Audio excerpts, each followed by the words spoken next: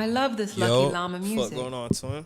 What's happening, man? Appreciate you stopping by for another Family CX Lucky Llama interview. Shit, who got here today? You got Mr. Young Dari, aka Dari, aka Darian, aka Daridara. What's happening? Yes, sir. What the fuck going on, twin? Shit, appreciate you stopping by. You feel me? Letting this interview. So just to get started, we just kind of going deep in. So just to get started, we kind of just gonna get a deep dive into your like childhood and what basically made you the person that you are today. So where are you from? Where are you from originally? I was born in Norfolk, Virginia. North Virginia, okay. And what was your childhood like? Like, were you outside a lot? Were you moving around? Like, what kind of experience did you have? Man, I had one hell of a traumatic childhood. I ain't even gonna lie to you. I'm gonna keep it a buck 50 with you. My mom and my dad got divorced at a very young age. Well, when I was young.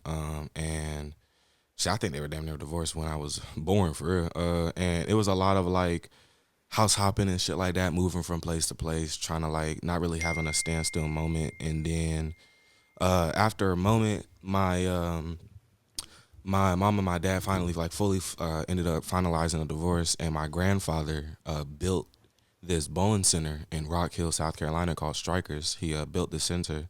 A bowling center, okay. He built the bowling center That's tough. with his partner, and he was like, if you move down here with the kids, you know, like you can stay with us for a little bit, and you know, like then you can move out and shit like that. So I moved down to South Carolina in about 2010 when I was 7. And I've been living in the Carolinas since. Since then, Mhm. hell yeah. So, do you feel like your childhood's kind of impacted you in a good way or like a negative way? Because I understand it's not just a situation, but it's how people react to the situation. Feel me? So, do you feel like it's impacted you in a negative way or a positive way? Man, as traumatic as it was, if it didn't happen, I wouldn't have been who I am today.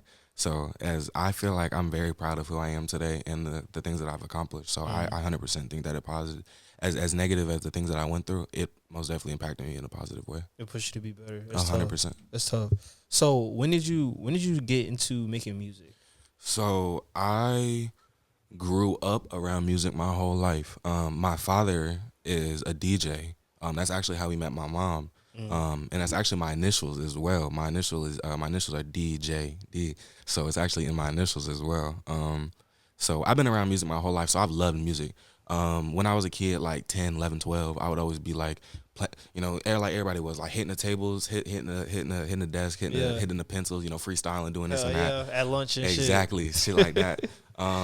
But it wasn't until I turned about like 16, 17 that I really started doing this music shit and like really started learning how to record myself and taking the time out to like learn more about music. But I grew up in chorus. My whole family was in chorus. I did chorus too. Yeah, in both, high school. Yep, both of my older sisters graduated doing chorus. So when I went to the same high school that they both graduated from, it was like written in the stars for me to do choir. But COVID hit the end of my freshman year, so I had to drop out of chorus, I was virtual and I never went back to that school again. So, what gave you the confidence to pursue music for real? LC, my family. Okay, so like, what's like the lore behind it? Like, how did y'all connect? And were you already making music at the time, or? So yeah, no, I was making music at the time. So the way I was introduced to LC is I had this one friend that I grew up with, and he had a brother that was pursuing modeling and influencing as a whole, and he knew LC, and introduced me to LC as a whole. Shout out Gabe. He introduced me to Maximus, who then it was just like, it was so perfect, you know, like it was just beautiful the way everything happened. He was just my nigga Gabe hit me up. He was just like, listen, we got like manifest nights on Tuesdays.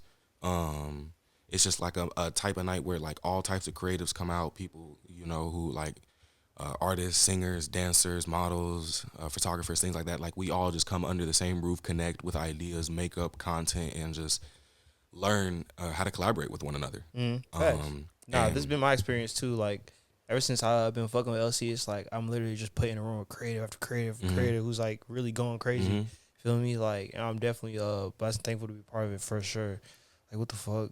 Yeah, no, it was beautiful. And ever since then, ever since I went to that first manifest night, it's been, they most definitely have given me the strength and confidence to be around more people, and those people influence me to keep pushing harder and showing me how crazy I can go. Nah, facts. So for people who haven't yet found that community of people that they can really work with, create with, what would you say to them? Like, what would you tell them is their first step? Find your phone and look up _family on Instagram, and please reach out to us. We are literally like a foster home for creatives, pretty much. Like anybody who wants to learn what their passion could be, or they have a passion and they just need like a group of people to share it with. We are that group of people. We are that group to literally put you in a room full of a bunch of like-minded individuals and help you pursue everything that you've ever wanted to do. And I think that's really beautiful because we all have a common denominator, and that's all, we all want to succeed in our own creative endeavors. So, but on the real note, if you don't know what you want to do, just try shit out, bro. You know, just like if you, I personally think everybody should start with like something that they are good at, you know, like and see like something they have fun doing too. Exactly, like something that they enjoy doing, and I think that you should try and pursue that as a, either if you can make it a profession. Like if there's a profession part where you can make a lot of money doing it, I think you should pursue that, because not only are you good at it, but you're having fun. So therefore, it's not like you're overworking yourself at times. But if you don't have any passion, you're just working 9 to 5, you have no goal, you're just stacking bread just to live and stay alive, I think you should just go outside and find people and just try to talk to like other, you know, people that are also doing their own thing, and just try to connect with the world. You know, look at events that are going on around you, you know, see if there's any creative things that are happening in your area, and just try and connect with other people and share your story. You know, like, what do you do? And what do you like to pursue, and share that with other people. And I really genuinely think that you'll be able to find people that are doing the same thing, if not similar to what you're doing. And then you'll be able to find your people. Yeah, and I feel like people are out here and they're willing to work. You know, like, it's not like you're gonna try to reach out to people and people are gonna start giving you the cold shoulder or whatever. Yeah, that might happen a couple times, but for the majority of the time, like, people are open to like working with 100%. you, and, you know, like pushing the brands. So I feel like it's super cool. So kind of transitioning back to you a little bit, like, what was the first moment where you kind of felt like, damn, like, I'm making shit happen? Like, what was that moment for you that kind of solidified everything that you were thinking before? Man, the moment that solidified that what I've been working my ass off for is possible and I can make it happen, I think was Culture Night, February 22nd, 2024. So can you just continue going over like your first performance? Like, what was at Culture Night 2024? What the fuck was that like? Man, Culture Night, February 22nd, 2024 was a fucking movie, bro. It was at Queen City Grounds, and we transformed that little coffee shop into a literal, like, it was like a literal, like, we had vendors upstairs, we had a bar downstairs, we had kitchen, we had live performance, we had DJ, we had big ass Igloo selling Days in Blue, we had Thrift Jesus, we had Amore selling a bunch of her shit, we had so many photographers, so many creatives, so many dancers, so many artists, so many people popped out. That's tough. Everybody went crazy. We literally we built a stage. We had Novi posted up in the corner. If you know, you know.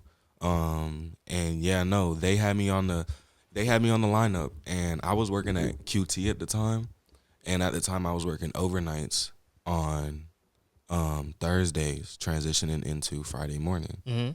We threw Culture Night on a Thursday, so I'm calling out. So I couldn't. I had no more days, so I couldn't call out that night. So I literally was doing interviews all of the start of Culture Night, because a lot of people really didn't know me for the music. I started out in LC more so as an interview, Like if you know, bro. Like way back then I was doing LC News and Channel LC, Family C News. We had like a bunch of different like tiny like segments going on. Like bro, I actually heard about that. Yeah, bro, it was tough. We had bro, I remember I was doing interviews at a fight night that the baby hosted, and it was crazy, bro. It was absolutely insane. That was a fun night too. But a lot of people knew me for the interviews, but that night when I threw that performance, everybody was screaming bitch bye, bro. Like it was absolutely beautiful. And that night right there really was like, yeah, I want to do this for the rest of my life. Nah. So, no, what you gonna say? No, I was just gonna say, and like it was a beautiful night. Nah, I feel it, gang. Shout out to Family C. Like I said, y'all are going crazy, have been going crazy, and looks like you're gonna continue to go crazy. No, like, for sure. you feel me? Like we got Culture Night coming up soon this year, so you most definitely got to stay tuned for that. Our last Culture Night was absolutely insane. Hell yeah. We had like 500 something people pull up, and we're planning to double them numbers, triple them, honestly. So please, if you in the Charlotte area around the time that we announce, pull the fuck up, nigga. Pull the fuck up for sure. So when it comes to your music, do you feel like you're emotionally driven or concept driven? Ooh, both. I'm very, very emotional. I ain't gonna lie, I'm a very emotional person. I have way too big of a heart. My heart has got me in a lot of like rough situations, and it's like got me out of a lot of rough situations. I feel that. I'm saying. I used to abuse drugs a lot when I was younger, like around like 17, 16, 18 coming up. And I was getting scared to a point where it was hard for me to trust myself. So I really wanted to find another outlet to not only protect myself, but to also express myself instead of just finding a way to stop doing it. I needed to find a way to stop holding it in as well. So I really, really, really started tuning into music and really started writing my emotions out, writing my feelings out. Anytime I was upset or like I've had like a rough argument or like I had some type of heartbreak or I was just emotional, I went straight to the fucking studio and just put on any beat I could and just made whatever my heart was feeling. And now recently, I honestly I want to say at least every single song I've written has had a meaning behind it. Whether that's for fun or to just hype people up or there's a story behind it. Every single song that I've written has some type of concept or emotion behind it for sure. So when you are writing songs, like, how do you deal with creative block? I digress and I connect myself with my community. I connect myself with nature and I go outside. Taking a break, kind of like getting away from it and then coming back. Exactly. Kinda. I've most definitely. I'm not the type of person. I am the type of person that can just make a song in like 15 minutes, just for the fun of it. But when I really want to make a song, I have to be feeling something. I have to be feeling some type of emotion or I have to have some type of thought in my mind when I start looking for those beats. So whenever I have like some type of creative block and I just can't think of anything, I just put the pen down and I just go outside and connect with other people and the nature and in life, and then I'll have something to talk about. Yeah, you know what I'm saying? Sure, yeah, exactly. Go do some experience and exactly because a lot of people they be rapping about shit they did on like Warzone and shit like that. You know what I'm saying? Like nobody's really. We're not trying to hear that shit no more. The trap rap wave is over. Yeah, no, like the music I make, bro. Everything that I talk about, I rap about, I sing about, I live, bro. Like damn near almost everything. How do you balance originality with trend awareness? I try to come different. I don't know as far as you ever like. Oops. No, you're good. Do you ever like? Hold on. You got it. No, I was gonna say like, cause I know, all right, like there's different ways to go about it, right? Mm-hmm. Like you can try to ride trends and then make an audience off of your trends, yeah. Or you can just be original the entire way through and just hope that eventually your originality becomes the trend. Like, how do you balance between both of those ideas, or are you just not in any of those ideas? Like, you feel me? Like, what's your take on that? I think my take is no matter what type of music you make, people are always going to compare you to somebody. they're always gonna say you're a knockoff. This, you're a rip off. You sound like this, yeah. You sound exactly. like that, You sound yeah. like this person. But sometimes it's not always negative. But most of the time it is. But when a lot of the times it's like, oh, you remind me of this artist, and I really fuck with this artist. I'ma follow you, type deal.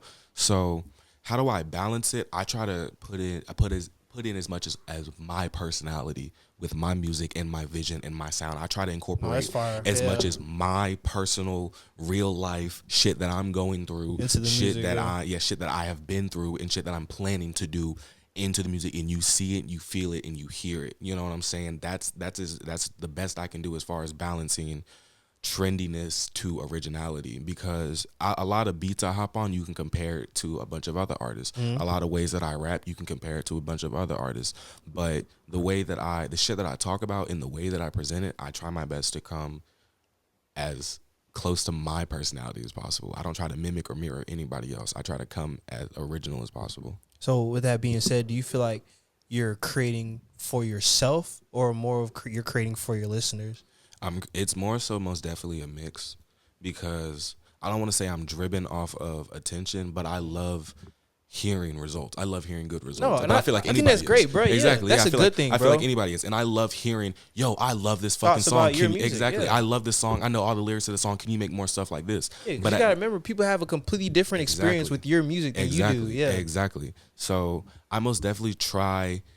I always say, when if you looked at my past projects, there's at least one song for everybody, whether you like this type of music or that type of music. I try to have at least one song for everybody. So I'm very experimental when it comes to just genres in general in my music. But I just, people are always going to say something. They're always going to be like, I really like this type of music. Can you make more of this type of music? But you might not even like that type of song at all. I hate that track. But like you just said, people are going to view your music differently than how you do. Some of the songs that I hate the most are people's favorites. Fucking love. They bump it every single day. But I'm like, bro, I've heard this song like 500 times, bro. Like, can we please turn this off? Nah, bro, it's just like when you find a song that you really like and you play it all the time. You play it going to work. You play it coming back. You play it, when you on the game. Like, it's how it be, bro. Like, you find a certain song, like, that's the song. That shit just gets played all the fucking time. It's a song you show to your friends and shit. So being in this industry is stressful as fuck to him. Like, literally super stressful. Oh, it's definitely. It's always something to do. It's always something to improve. How do you stay sane? Like, how do you relax? How do you, not overdo it? Like, is there any techniques or anything that you do to kind of help you get back to reality, stay grounded? I don't encourage this at all. But I'm a very heavy smoker. Yeah, I smoke too. Not on camera though, but I be smoking. I try my best not to smoke on camera. But some people go hear that and be like, "Yeah, he smokes." Yeah, because I got nieces and nephews, and I'm trying to set a good example for them. But I am a very heavy smoker, and I indulge in psychedelics a lot, like acid and mushrooms.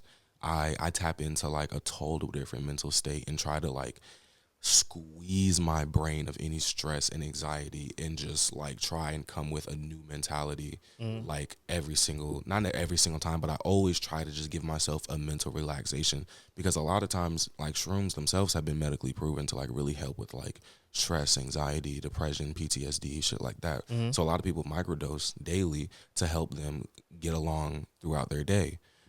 Acid is a total different. Yeah, that's completely different. Yeah, that's totally different. I would not recommend that to anybody unless you are really tapped in with your mental and your core. That's just for like, that's totally different. Acid put me back a few months. But that most definitely will get you in a different mindset, and it will open your eyes to total different shit. But PG-13 wise, I just like to go outside and connect with the world and see all my friends and just go out to events and just live life, bro. Life is so short. Life is so short. I love going outside. I love nature, and I love hanging with my friends. Most definitely. Like, this shit make me feel good as fuck. Yeah. Who do you think in the underground doesn't get enough credit? Whether that be music, fashion, whatever the fuck. Like, who in the underground right now do you feel like doesn't get enough credit? I think there's this Instagram brand called What Happened to God. Shout out Saturn, the owner. I really think they are pushing a beautiful vision, and they are absolutely, like, I love their clothes. Their quality is amazing. I really think they deserve way more flowers than they do. They most definitely have been getting the recognition, but they are one of my favorite brands. And whenever I blow up, I want to most definitely make something crazy happen with them. And he actually just collaborated with Young Fazo, which was funny. That's why you were playing Fazo earlier. Oh shit, really? Because because Saturn and Fazo actually just collaborated on a total crazy project. It was some crazy shit. And that's tough. Shout out Young Fazo. Shout out Fazo. Shout out Saturn. Shout out What Happened to God. They actually just threw a New York Fashion Week runway show called the Indigo Child, and it was one of the most beautiful fashion shows, and it was absolutely great. Bro, that's so crazy. Like, small fucking world, bro. Like, literally, it's crazy because I had found that song randomly. I think the other day, and I used it in a reel in for Lucky Llama. Yeah, somebody gonna comment, why you use this trash ass song? I literally commented back. I was like, bro, like, you hating hard as hell. Young Fazo is tough, bro. Shout out like, Young Fazo is tough as fuck. Like, don't piss me off. And he is also an artist. I was gonna say, if we want to talk about music, people who don't get their flowers, Fazo, he most definitely. Bro, I'm not gonna lie, bro. I don't know what the. Let's Fazo keep it a buck. I don't know what the niggas hate Young Fazo because he's Indian, bro. I was gonna say, I'm sorry, bro. That's exactly what it is. They did the same shit with Nav, bro. Like, he gonna take over for sure. If Young Fazo looked like me, bro, that nigga would be famous as fuck. Let's keep it a buck. Like, let's keep it a whole buck. And that shit sucks, bro. Like, but I've been fucking with Fazo since the beginning. Shout out Fazo, bro. He tough. But mainstream media sucks, bro. Because of course you really gotta have it all. Like, even if you got the talent, you don't got the look. Like, you feel me? Don't matter for real. Because this person has the talent and the look. Exactly. You feel me? Like, this person has the look. Don't even got the talent. But so we gonna push the fuck out of them. So we gonna try to. we gonna try our hardest. Try and make you love them. Like, nah, bro. But shit, gang. What you got? Well, actually, where do you see yourself in the next 3 years? Achieving my dreams. What's that, 2020? What year are we in? 25, 2028? 2028. What's your 2028 looking like? Hopefully with all my dreams accomplished. Not even all of my dreams, but just way farther than where I am now. I want to have already traveled the world, like at least most of it. And I want to be hopefully on tour by then, just spreading my message with the youth and just telling people that anything that you ever wanted to do is possible as long as you believe in yourself. And just stay consistent, bro. Every single day, niggas should be working. I don't give a fuck what it is. Like, shout out Cora. I was telling Cora earlier, like, the only way this shit gonna work is if we don't miss any days, bro. Like, you feel me? Just think of it like that. Like, what can I do today? What can I, like, get out today that's gonna make a difference later? Cause what did I do today? If you keep doing that shit every single day, bro, it's literally gonna grow. Trust, bro. Every single day you look back, you're gonna be like, damn, bro. And my shit jumping. Look at all this progress I made. Yeah, but I've been fucking working. Like, you feel me? Like, literally. So I deserve it, actually. Like, hell yeah. And I'm the type of nigga, I don't ever say, like, I deserve some shit or whatever the fuck. But some shit. Ain't nothing wrong being like, humble. Yeah, Oh, no, I've been working my ass off. I deserve some type of accomplishment. Some type of trophy. Shit. You feel anything. Me? Yeah. Instagram post, something. Like, fuck. Is there any messages or anything you want to add to close it out? Like, what you got coming out next? Like, you feel me? Shit like that. Yo, I have the craziest fucking music video with the one and only Benny Slazer. Really? Shout out Benny, bro. I have a crazy music video coming out with Benny. Shout out Benny. A song called Glad to Be Here. I was going through a really, really tough emotional time the start of this year. At the early part of January, I had a really, really rough, like, mental downward spiral. Bro. I feel it. And it was rough. I ended up getting hospitalized for just like 4 or 5 days, getting watched and shit like that, making sure my mental was okay. And we're glad you're here, bro. I'm glad to be here. Hence why I named the song "Glad to Be Here." It was the first song I made once I was released, and actually the day I was released, my uncle passed. The day I went home, woke up, my mom was like, "Your uncle just passed," and I was like, "Bruh, what is the universe telling me?" Like, thank you, but like, it's just like, it was the craziest shit ever, and hence why I made the song named "Glad to Be Here," because I genuinely am glad to be here. I've been through so much shit. We all have been through so much shit, and who gonna stop? Who gonna stop us? Nobody. it most definitely, it's absolutely beautiful, bro. Like, especially as creatives, and then when it comes to the music industry, we who have been through so much shit can express that through lyrics. Like I was saying, like, I've used music to help stop abusing other substances and hurting myself and trying to heal others. So it's absolutely beautiful that I can take such a negative impact on my life and turn it into a positive outcome. Because like my nigga Darius told me, emotions are just energy, and energy cannot be created nor destroyed. Yeah. It can only be transferred.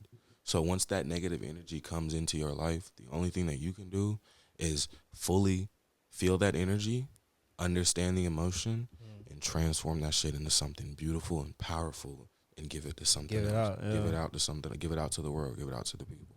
Yeah, and we got, like I say, we got the attention now. So, feel me? You niggas are in trouble, actually. Because, no, bro, I've been saying that shit from the jump. Like, if niggas give me a platform, like, them niggas have fucked up because I'm going to literally put everybody on. Like, you feel me? Like, my niggas, bro, literally, I was telling Kadre, bro, the reason why at least I started Lucky Llama shit was because nobody was posting us. Yup. Literally, we hitting all these pages like, oh, post us, we're cool. Everybody saying, like, oh, nah, we're good. You don't want to post us? All right, bet. We finna do this shit ourselves. Yeah, like, and that's what I was just talking about. Being a creative. Being a creative, bro. It's so beautiful how we have the technology, the power, and the knowledge that we can just do this shit ourselves and take over our damn self. Literally. So you niggas better watch out. I don't know what to tell y'all. And if you watching this in 2028, well, what should we say? What should we say to people watching this in 2028?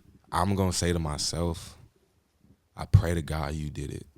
Cause if you didn't, I'm gonna whoop your ass, twin. That shit already happened. You probably watching this shit. I'm probably watching this shit, chilling back like in the penthouse, like, man, if only you knew, nigga. Oh me, man. But everybody, if you watching this in 2028, I hope that this advice helps you achieve all the dreams that you want to. 2028 is, I mean, it's only 3 years from now. Exactly. That's niggas being not that long. niggas being 13, being 16 watching this. You know what I'm saying? Niggas 17 being 20 watching this. You know what I'm saying? So it's just like 3 years from now. No, I'm telling you, bro. What is your life looking like 3 years from now? Who knows? Tomorrow's not promised. I got a lot of dead homies. Rest in peace, Deshaun. Rest in peace, Jada. Rest in peace, Honcho. Rest in peace, Uncle Tim. Rest in peace, Uncle Charlie. Rest in peace, my grandma. Rest in peace, my niggas out here. Rest in peace, Daron. Rest in peace, Sarah. And yeah, man, that's not the right color. She was the pink one, but it's all good. Rest in peace, Sarah, regardless. And yeah, no, rest in peace, all of my dead homies. Rest in peace, everybody that's not here to be with us physically, but I know they're watching over us, and I know we all have, everybody that has lost somebody, as sad as it is that they're no longer with us physically, they're always going to be with us spiritually and mentally. As soon as my grandma passed away, cause like I said, I'm from Virginia, so my grandma, she passed in Virginia, so I took a certain way to Virginia every single time like that I've been to Virginia.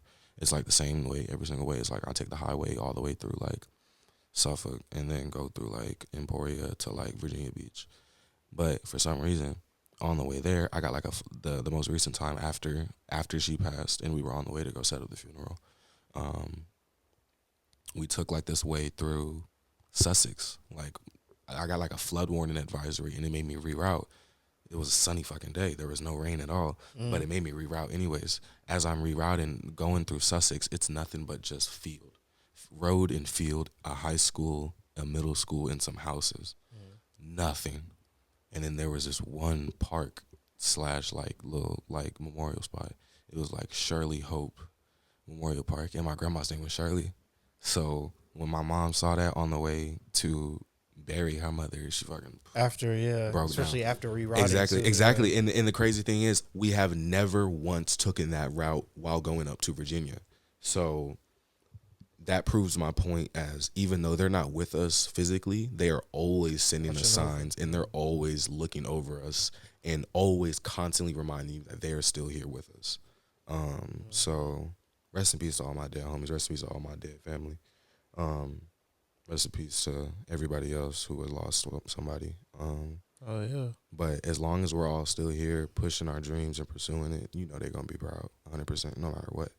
So we got to make some shit. I don't care. We got to make some shit going. No ifs, ands, or motherfucking buts, man.